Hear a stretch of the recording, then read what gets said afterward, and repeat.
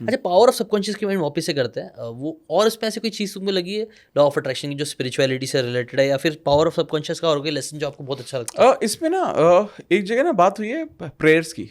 Prayers की। हाँ, power of prayer और the power of positive thinking में ही बात हुई है इसके बारे में। हाँ। तो ये दोनों में सिमिलर क्या है मैं आपको बताता हूँ कि जब भी हम प्रेयर करते हैं, इस prayer is nothing but is affirmation. तो आप देखना जो लोग जो दिल से प्रेयर करते हैं, एक तो होता है प्रेयर करना, भगवान के पास जाना और कंप्लेंट करना कि भगवान तुमने मेरे को ये नहीं दिया, इतने दुख क्यों दिए, मैं मुझे ये करना वो करना वो करना। तो ये भी आर्ट है। आपको भी बहुत सारे लोगों को ना प्रेयर करना नहीं आता, मुझे ऐसा लगता है। आई एम श्योर आता होगा, बट मैं लिटरली नहीं बोल रहा हूँ, बट जनरली बोल रहा हूँ मैं ब्रॉडर लेवल। लोग ना कंप्लेनिंग मोड में जाते हैं, और आप भगवान से जितनी भी जो भी कन्वर्सेशन कर रहे हो, तो भगवान को ऐसा लगता है इतने एक्साइटमेंट से बता रहा है तो उसको और चाहिए क्या, तो वो भगवान और दे देता है। तो अगर आप भगवान के पास सिर्फ कंप्लेंट लेकर जा रहे हो, तो वो भगवान समझता है इसका नजरिया ही ऐसा है। और लेकिन अगर आप भगवान को उन चीज़ों के लिए थैंक यू बोलते हो जो आपके पास ऑलरेडी हैं, तो भगवान को लगता है इसको तो थोड़ा सा ही दिया है मैंने अभी, अगर इसको और दे दूँ तो पता नहीं क्या करेगा ये, तो वो और दे देता है। तो कहीं ना कहीं लोगों को ये समझना पड़ेगा, प्रेयर का मतलब ये नहीं होता कि आप कंप्लेन करें। प्रेयर का रियल मीनिंग है thanking, having a gratitude in place. ठीक है, आपके पास ग्रैटिट्यूड होना ज़रूरी है कि अगर आपके पास ग्रैटिट्यूड है, मतलब आपके पास जो भी कुछ आप उसकी वैल्यू करते हो और उसकी पूरी रिस्पॉन्सिबिलिटी लेते हो। आप जिंदगी में आज कहाँ हो इसका कोई और जिम्मेदार नहीं है, चाहे आप अच्छी जगह हो चाहे खराब जगह हो। लेकिन मैं देखता हूँ अक्सर ये होता है, खुद की रिस्पॉन्सिबिलिटी, ये बेसिक रूल ही है शायद, मुझे लगता है।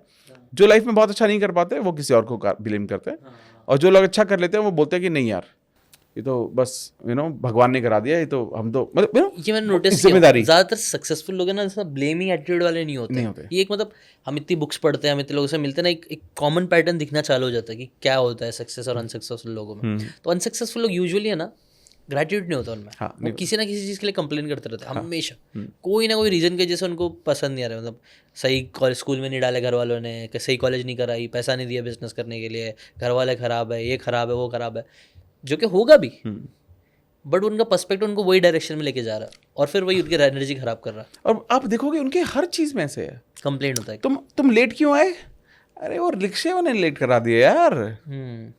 अच्छा तुम्हारे मार्क्स कम क्यों आए, अरे वो जो टीचर था कितनी बार नहीं आया, वो जो पढ़ा वो आया ही नहीं। ये बोलते जो पढ़ा मैंने वो आया, जो पढ़ा है मार्क्स क्यों नहीं है, जो पढ़ा है आया ही नहीं। और ना मतलब ये लोग ना, मैं आपको बताता हूँ, ये लोग रेडी रहते हैं कि आप पूछ लो इनसे, आप ये बता देंगे कि इनके फेलियर का कारण कोई और क्यों है और कैसे है।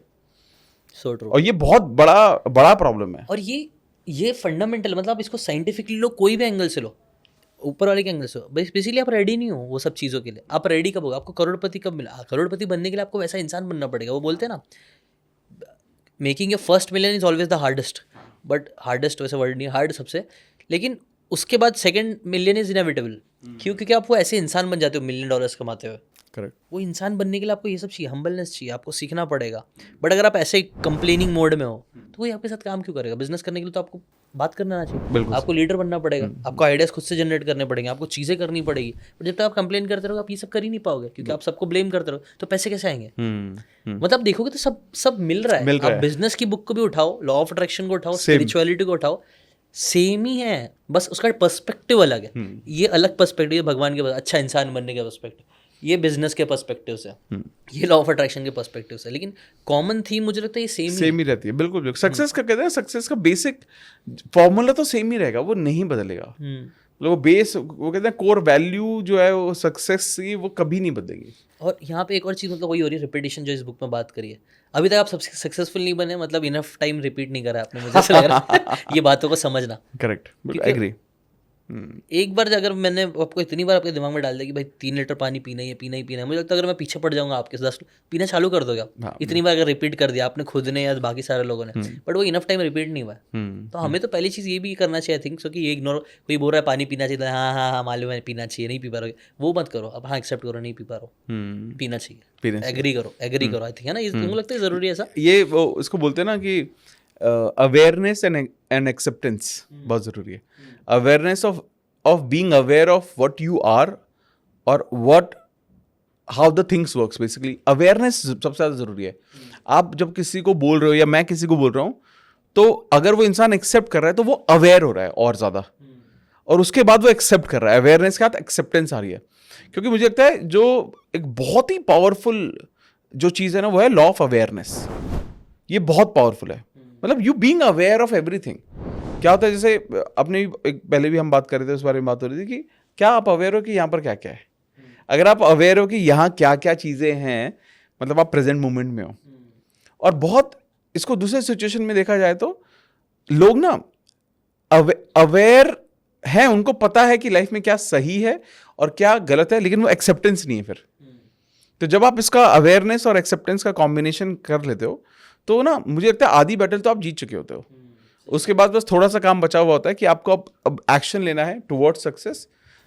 तो आपके लिए ना वो जर्नी बहुत आसान हो जाती है फिर। Right, make sense, completely sense. बहुत पावरफुल चीज़ें हैं। अगर आपको ये बातें काम की लगी होगी तो do check out the full podcast यार, जाके देखो, डिटेल में चीज़ों को समझो, तब ज़्यादा अच्छे से समझ में आएगा, ज़्यादा अच्छे से आप अपनी ज़िंदगी में चीज़ें अप्लाई कर पाओगे।